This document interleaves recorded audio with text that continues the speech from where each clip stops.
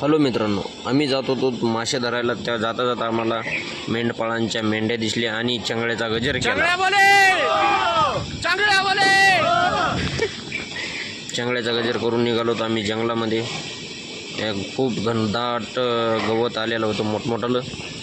त्या गवतातून पाऊल रस्ता होता. त्या पाऊल रस्त्याने कना कना कना कना कना नदीच्या दिशेनं आम्ही रवाना झालो. आमचा भांजा मागून आरडत होता, इकडं काय गेलं आणि तिकडं ती शिकार मस्त करता येते ते त्याला माहिती. शिकारीचं आपल्याला काय बाकी माहीत नव्हतं. आपण गळं घेऊन नीट किनी किनी किनी किनी किनी किनी मोहरं निघलोत. मोहरं आल्याच्या नंतर मग आम्ही घुसलो नदीच्या थडीला खाली उतरताना.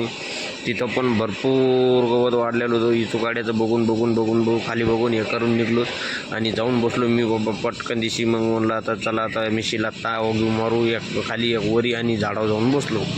मला वाटू लागली भीती.